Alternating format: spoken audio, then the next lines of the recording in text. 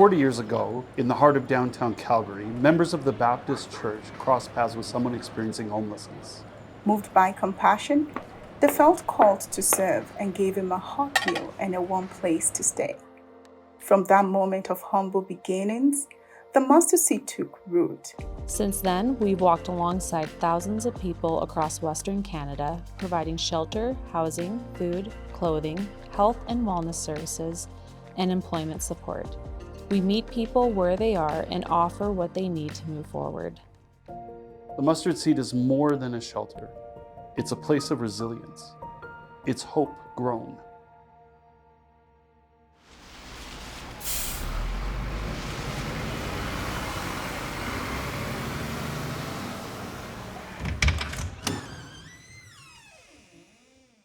What happens to your health when you lose your home? When your body is at risk, your mind consumed by survival, and your spirit struggles to hold on. In this episode, I invite you to join me on a journey to uncover the hidden toll homelessness takes on physical, mental, and spiritual well-being. I'm Drew Anweiler, Director of Quantitative Measurement and Strategy here at the Mustard Seed, and one of many voices behind Hope Grown. Together, let's explore these questions and the lives they touch. In all living populations, health is of the utmost concern. A population's chances of surviving versus thriving hinges on health.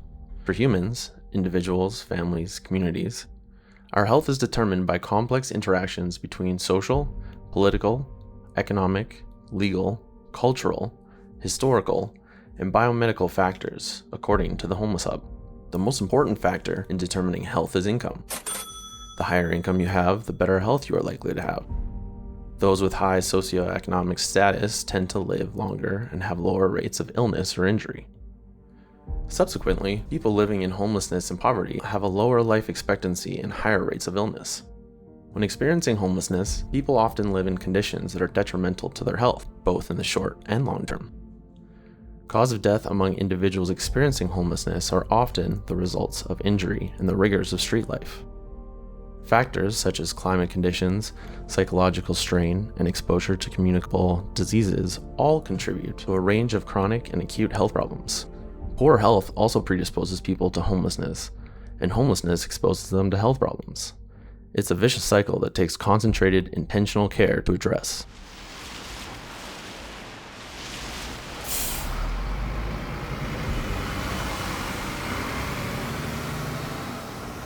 You know what?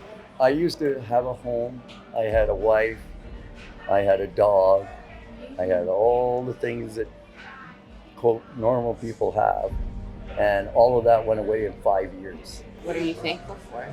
Oh God, I'm thankful for my life, number one. Thankful for this mustard seed. I'm thankful for eating every day. I'm thankful for getting a good night's sleep every night. I can go on and on and on. I like beer, and I'm a very normal person, but the assumption when people come to the mustard seed is we're all drug addicts. That's what most people would think because they're ignorant to the fact.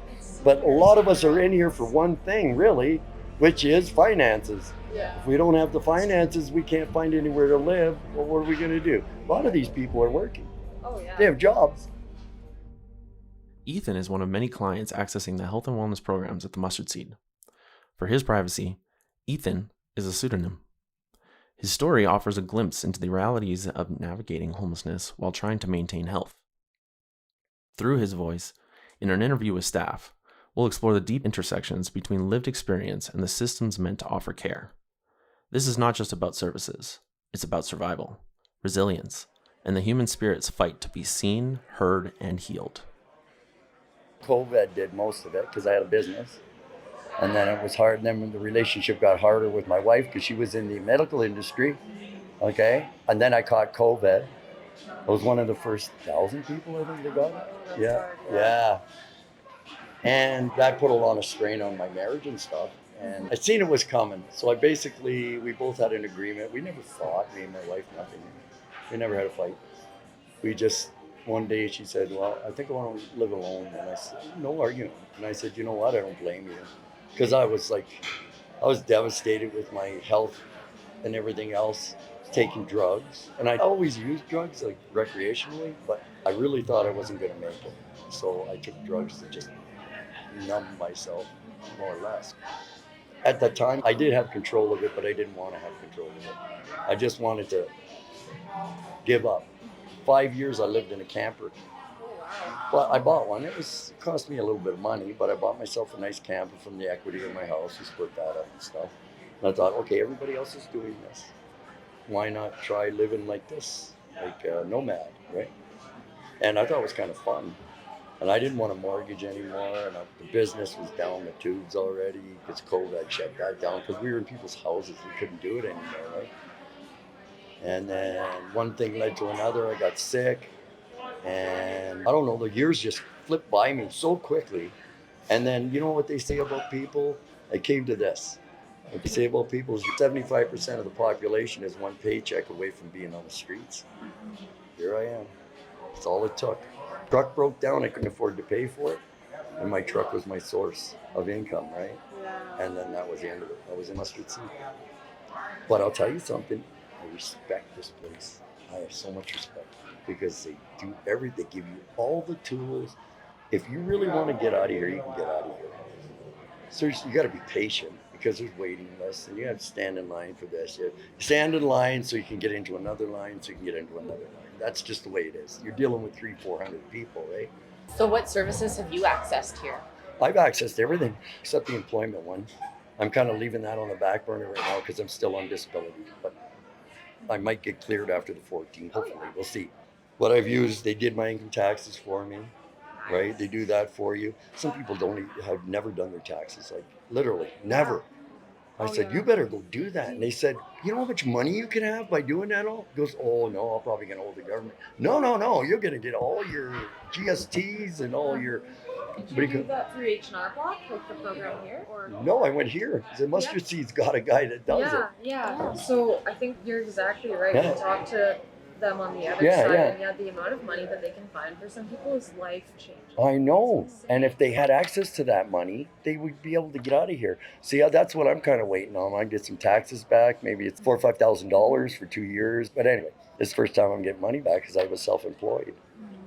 And now I'm actually going to get some money back for the first time, and GST, and I never got that before, right? Yeah, it's crazy. But you can't live under $20,000 a year. You can't do it. And I understand now. I used to ridicule. I'm sorry, but I used to ridicule people who abuse the system. These staff are incredible people. It takes a special person to work in a place like this, right? It takes a very strong-minded person because you have so much drama. You have so many issues.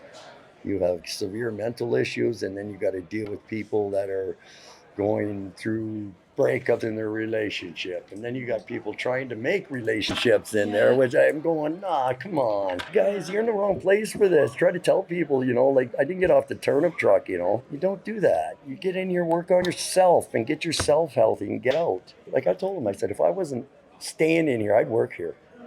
I would work here. Well, stay over a year and then fill out an application, right? But you know what? A lot of these people that work here actually have been in here.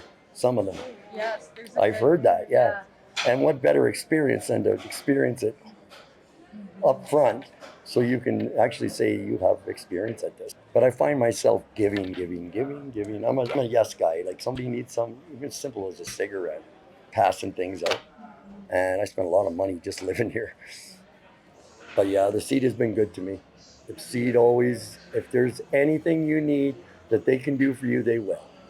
I hear what you're saying. I feel like this pandemic, for sure, the need just went up so much more during that time. That's right. And then you've got this inflow of people. There's some people that can't even get in, but yet there's other people in there complaining. Well, if you really don't want to be here, you can go outside and somebody that really needs this place will come in, And they're complaining because there's rules. You got 390 people in one building sleeping less than 6 inches apart. Do you get a good sleep? Like, can you get a good sleep there? I can, yeah. Yeah. I can. I mean, we had problems where the air was getting pretty bad and a lot of coughers going on, right? And then after a while, I think, they had some people come in and clean all the vents out and stuff, right? Yes, yeah. And since they've done that, I've noticed a difference. That's good. Like my doctor told me not to even go in there unless I mask up at one point. Yeah. Because there's so many diseases floating. Well, you get that many people, you're going to get stuff happening in there, right? And it can become an epidemic very quickly. but their cleaning is very good. Do you see how they do it? I do, yeah. They're very thorough. They clean like every day. Every mat is wiped down. Yeah, And they prop it up. and they prop it up so it doesn't lay down. Somebody sits on it or whatever, right? The only person that touches that mat is a person sleeping on it. Yeah, they're very, very good at it. They're good at that. They're Do you very use good. the hygiene room and the Oh clothing God, room? yeah. Yeah. Oh yeah. Oh yeah. Like I was telling my friends, look at these hands. These hands are covered in calluses and dirt. Even when I wasn't living here, I've never been this clean. I'm cleaner now than I was at home because number one is you got to keep clean to keep yourself from getting sick. Okay. So you're washing your hands 100 times a day, right? And you're taking showers as many as you can squeeze in when you got time. What am I doing right now? Nothing. I'll go have a shower. Sometimes twice a day. Some of these street people are cleaner than people that live in houses, I'm telling you. People don't get that. Like, they're very aware of their surroundings and how to keep from getting sick. And I've talked to many of them, like, a few of them there. He's been out on the street for 17 years or something. But he's got a job. He works. But he can never have enough to pay up for rent, so he lives on the street. But he's got a job. He can't afford anything anymore. Everything's gone up so much. Like, and even if you save up money to get a place to go, that money's going to dwindle down because you can't keep up with the pace, and then you're going to be right back in the seat. So a lot of people do is take advantage of the moment, have their Mardi Gras, and go out for a little while and try to have, quote, some sort of life for a week or so, and then come back to the seat and just wait till the next one, you know? And to be honest with you, I can't blame them. I can't blame them.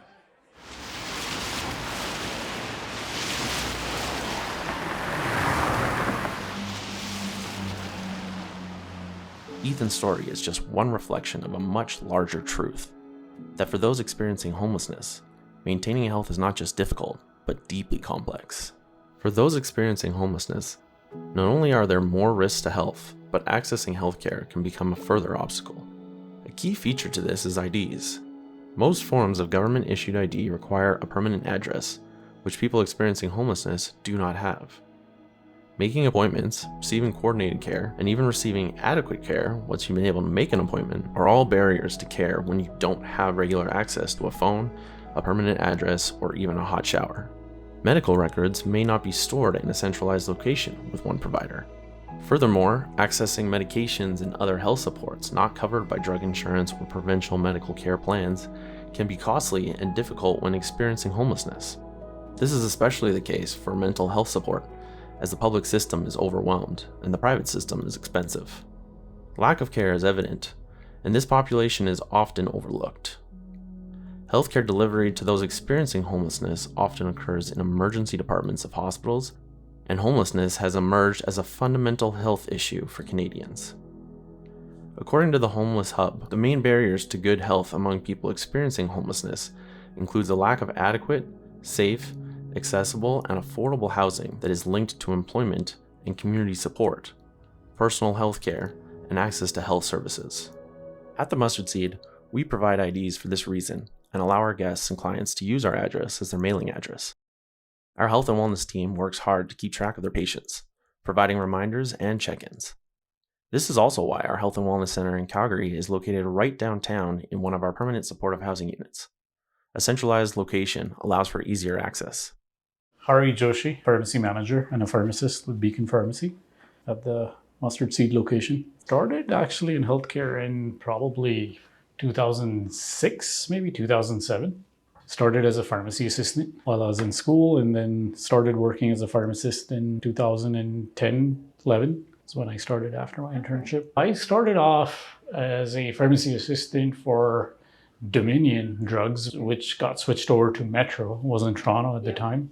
And then worked at Costco for a bit, Shoppers, and Calgary Co-op, and now with Beacon. I started here, I think it was 2022, about 3 years and a few months.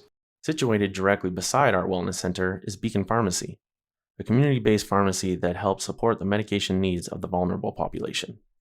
To better understand its impact, we turn to pharmacy manager Hari Joshi in conversation with one of our team members.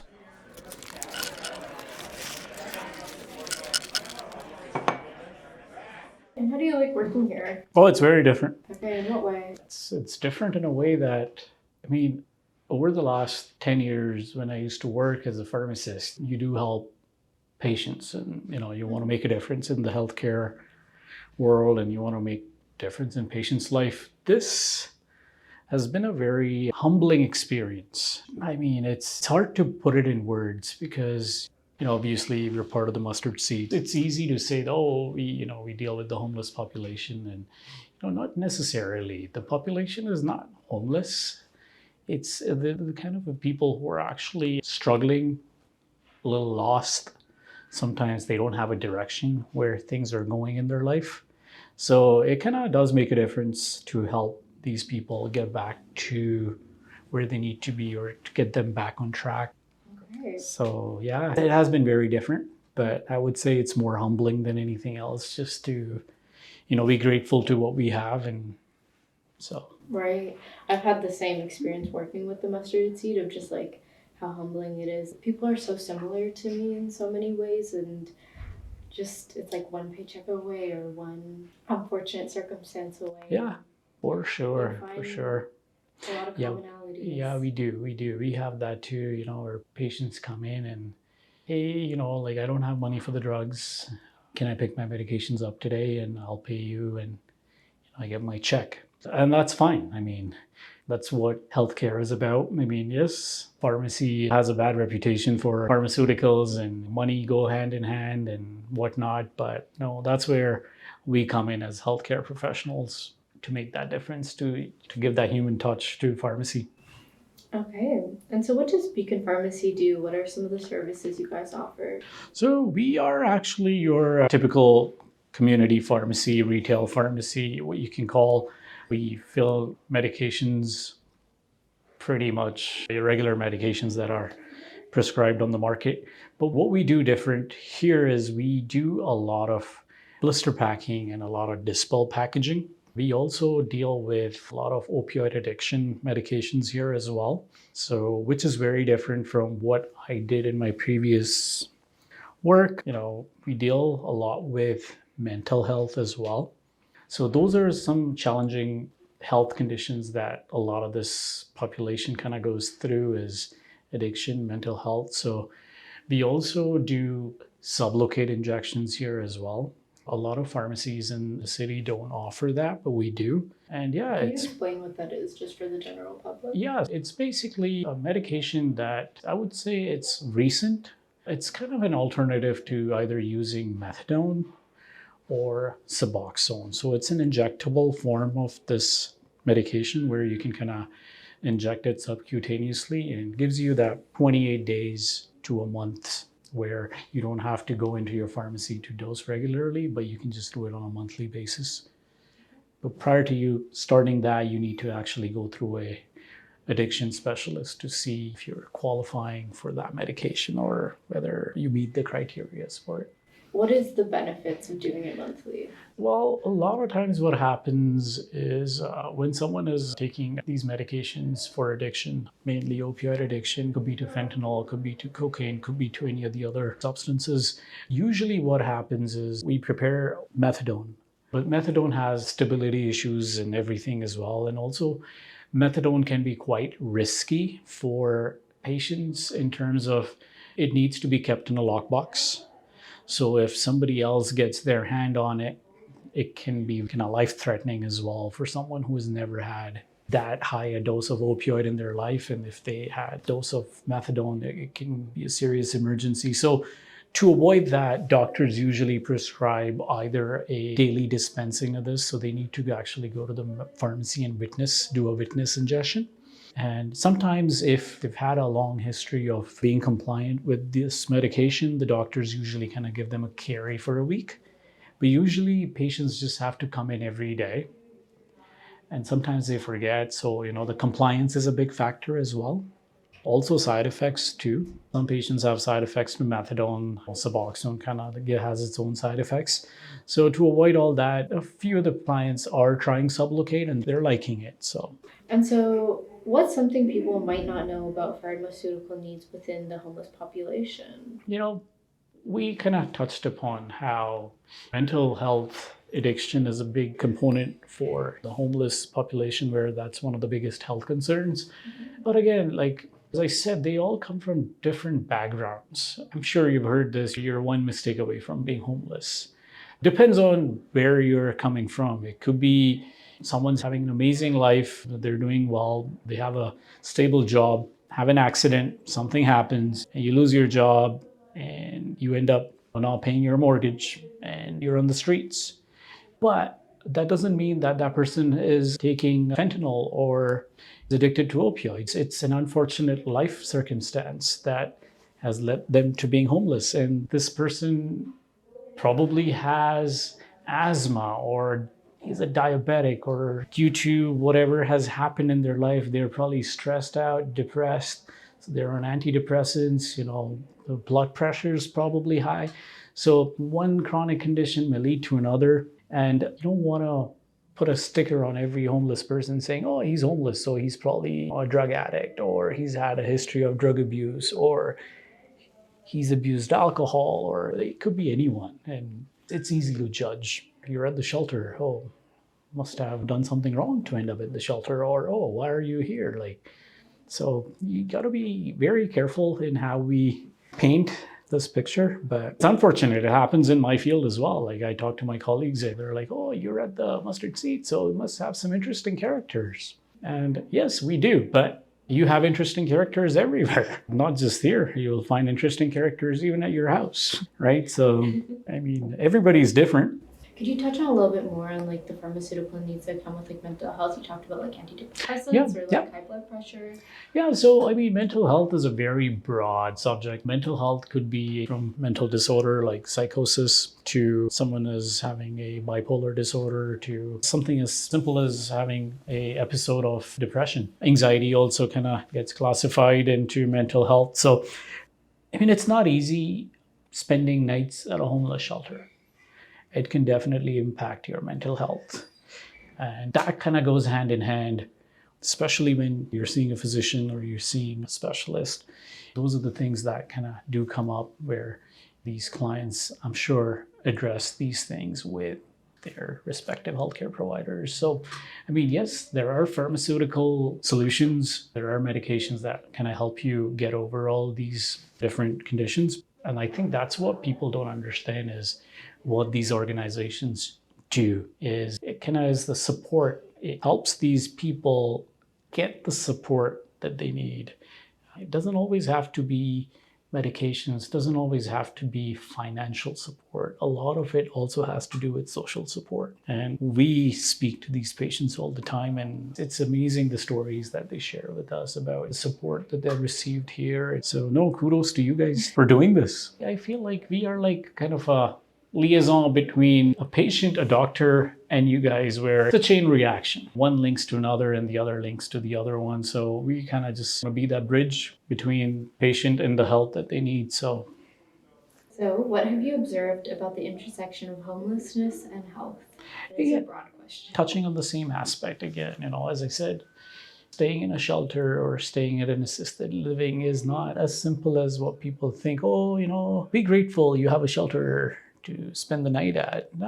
It's easier said than done. Even when we go on vacations, we have a hard time and we're staying at a fancy hotel or a resort and we're still missing some, we don't have, I forgot to bring this or I forgot to bring that. Now try to imagine this person who has nothing with them. They're trying to live their life based on maybe things that were out of their control, or maybe they did something, they had a bad decision or something happened, but that does affect health.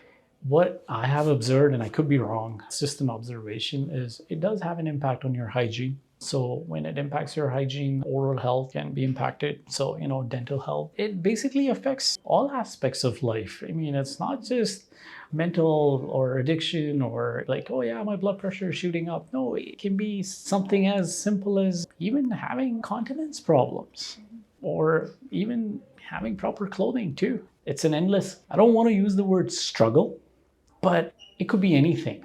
And it just doesn't affect that one person. It affects the family that person comes from. Because when someone ends up here, it's not just this one person. It's not an isolated incident.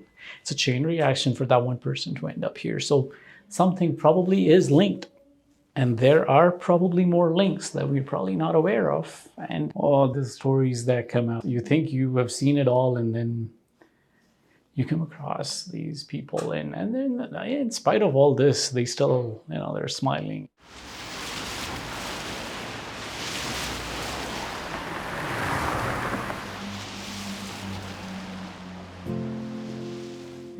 Welcome to Shelter Take.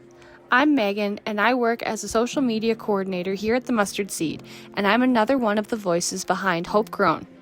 At the Mustard Seed, we know that people facing homelessness and poverty are first and foremost people, full of heart, humor, and hope. They've got stories to tell, dreams to chase, and moments that matter, just like all of us. So, we asked a few of our shelter guests one simple question: what inspires you? Here's what they shared. Kids. Yeah. Oh, I like little ones. Being young like that, the carefree outlook they have in life, right? And usually always lighthearted. The only time it's bad for them is if an adult hurts the kid or disappoints them. That stuff I do not tolerate at all. And just being out in the mountains.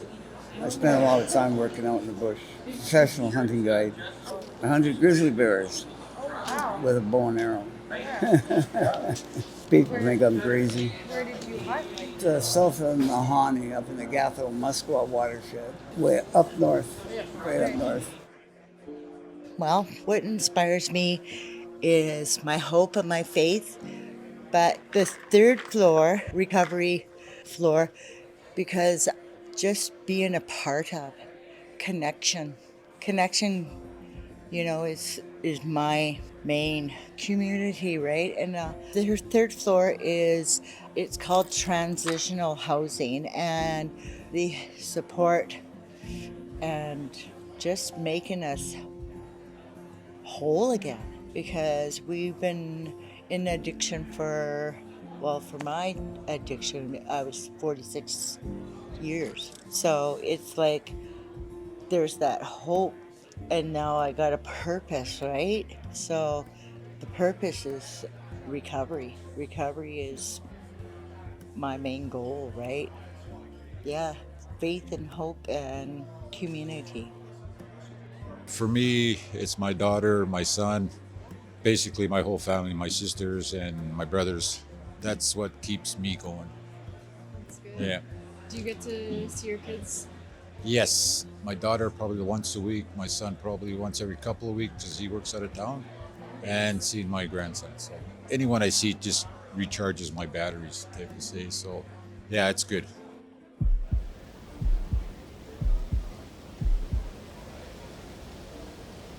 Without any identifying factors, I have a story in mind of an individual that I was able to support directly, actually, as an occupational therapist for a little bit, and then this individual transitioned to other services. But this individual had a really significant social disorder and had fallen on hard times and was experiencing homelessness, accessing the shelter.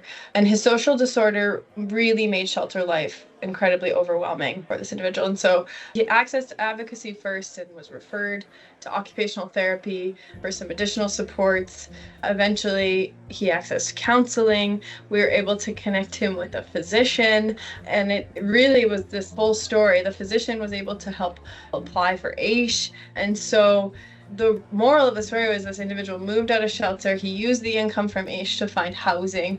As an aside, he was so grateful for our support and services, which is always rewarding as a staff member that's there supporting. So it was such a cool story to see how it took such a team effort to support this individual, but there was so much potential for him to reach, success for him, which was housing. But it took a lot of support from different professions.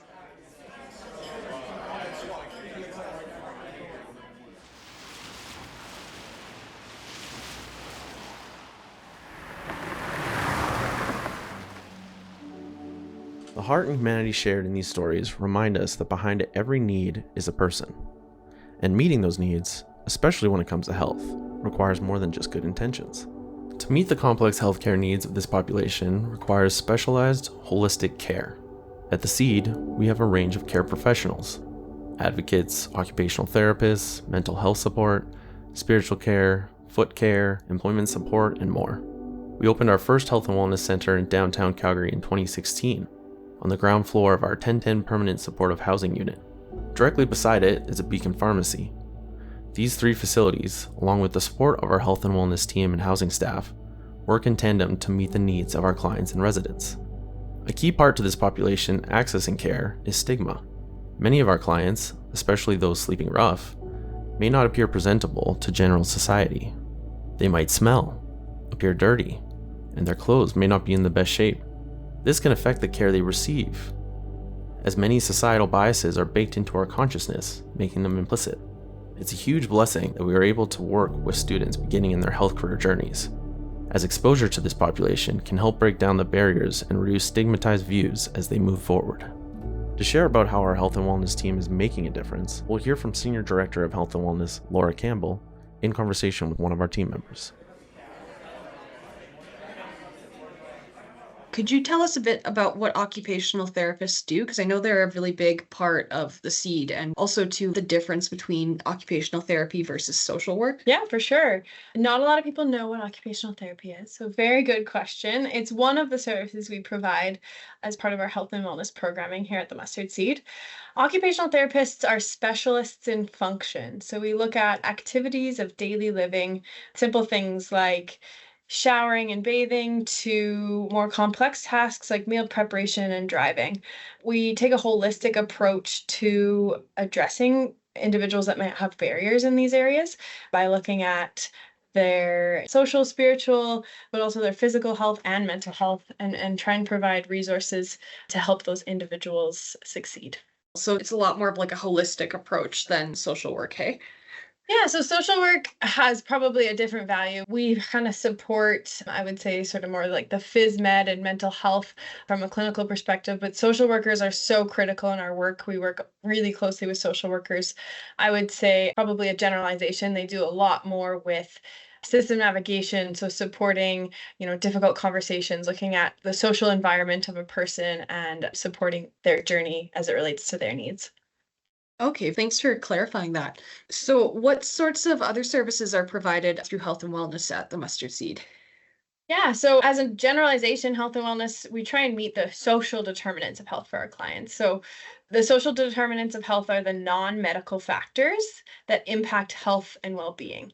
So these are things like education, the neighborhood you live in, your social community context, as well as access to equitable healthcare. So to do this, we provide several services, including advocacy, which consists of system navigation for medical, legal, even economic system barriers that many of our clients face.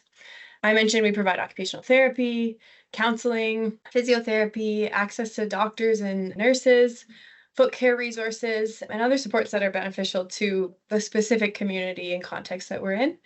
We also provide recovery services in both Calgary and Kamloops for individuals needing transitional housing in their journey of sobriety. And we offer outreach services that kind of take these services on wheels in the community. We also have some exciting new upcoming projects that are specifically working to support veterans in our community that are experiencing poverty and homelessness, as well as individuals that have or are currently incarcerated. So those are some exciting new things we're doing. Very exciting. So I'm curious on your end, how does the Mustard Seed define wellness? When we're looking to achieve wellness for our clients, what are we looking to do exactly? Yeah, wellness is kind of a complex topic. We take a really holistic approach. So, like we said earlier, looking at the physical aspects, the mental health aspects, cognitive aspects, and the spiritual aspects. So, supporting an individual on their spiritual journey. All of those pieces contribute to a person's well being. And so, we try and provide those wraparound supports. We also try and take an approach that's barrier free. This is a really important aspect when we think about vulnerable populations. There's a lot of barriers that these individuals that do experience homelessness and poverty face in a lot of the systems that exist in our society. So a really simple example that I'll maybe speak to later is around government ID. A lot of individuals, if you're experiencing homelessness, it's very easy to lose your government ID, but that alone limits your ability to access healthcare resources, income support resources. And so we do try and be as barrier free to allow access to more services and supports. Another really good example is even stigma. So, sometimes healthcare resources or other systems of care have had negative interactions with this population, maybe due to behaviors that have stemmed from trauma that these individuals have experienced. But that can be a deterrent for individuals to access care. An example I think of all the time was when I was working with a physician and a client in our clinic, and the individual had already lost a limb due to some diabetes complications and had another open wound, related to diabetes on the other limb, lower extremity. And the physician said, you really need to seek medical attention at the hospital. And the client just wouldn't do it. He felt that he had had such negative experiences, working with care teams, that he didn't feel like it was valuable use of his time, even though it was such an urgent need. And so stigma plays a barrier. So we try and be as open and non-judgmental to the population that we serve when we provide them services. Thank you for sharing. I think kind of following along a similar line, what sort of accommodations does our health and wellness team make for our clientele that's unique to the population? And I'm also wondering if you could speak a little bit to, because I feel like where we put our health and wellness clinics is kind of like related to this as well. Yeah. Well, so that speaks to another barrier, which is transportation. So access to, rides to appointments or the public transit system can be a huge barrier to the population. So we do try and center our wellness centers around areas of concentration where individuals have easy access, whether it's close to a transit system or, walkable distance from shelters or other support services is a priority for us. We also provide a lot of flexibility with our appointments. We usually follow a hybrid schedule where we have some dedicated time for walk-ins and some dedicated time for appointments. We find that this works really well with the population that we work with because some individuals have urgent needs that they need to come access a walk-in appointment. And some individuals like consistency and like knowing when their appointment is. So we try and provide some flexibility in there. We also try and provide enough time for our clients. As I've kind of alluded to, these individuals have complex social histories and maybe have experienced a lot of trauma that impacts their ability to relate with individuals and to relate with other healthcare providers. And so we try and leave extra time and space so that they can communicate their story in the way that they know how and give enough time to really get to the root of what they're looking to have supported. And then I think finally, I would say we practice trauma-informed care. So I've kind of talked a lot about this, but trauma-informed care is really just recognizing that individuals may have experienced trauma, whether it's generational trauma or an adverse childhood experience. You hear ACEs being talked about a lot in the media, and we like to recognize that sometimes those traumas have an impact on how people relate to others, and it might lead to some behaviors that aren't necessarily pleasant, but we don't take that personally as staff. We really try and hold space for those individuals and recognize that it's not about us, but it could be about the trauma that they've experienced, and we try and understand that and accommodate them to the best of our ability. Our programs are really intended to reach individuals in the midst of crisis and support them in their journey out of homelessness and poverty. So when I talk about this, I often reference Maslow's hierarchy of needs, which sort of starts with those really basic needs and moves up to self-actualization. In order to reach self-actualization, an individual needs to first have their physical needs met. So food and shelter, those need to be met. And we have amazing teams at the Mustard Seed that help support with both of these things to ensure that clients are stabilized and have the freedom to move into that next level of need. The next level, moving up the pyramid, is safety needs. This level of needs includes personal security, employment, and access to resources. So we help with this through advocacy, that system navigation I've spoken about, and access to other healthcare resources. And then you move into psychological needs. So this includes emotional needs like healthy relationships. And we support this level through services like access to free counseling and other mental health resources. All of our services are free of cost to the clients that we serve. So we don't charge for our services. It's another way to be as barrier-free as possible.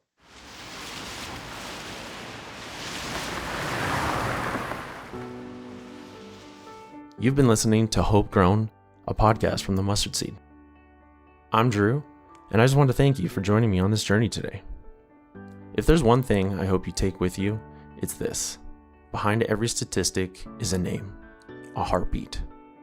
Whether it's accessing medication, reconnecting with the support system, or simply having someone to listen, healing begins when people are seen, heard, and understood. This episode was just one chapter in a larger story. Subscribe now to join us for the next episode, where a new voice from the Mustard Seed will guide you through the hidden experience of homelessness in rural communities, places where need exists but is often overlooked. To learn more or to get involved, visit theseed.ca. Until next time, remember, hope isn't just an idea, it's something we grow together.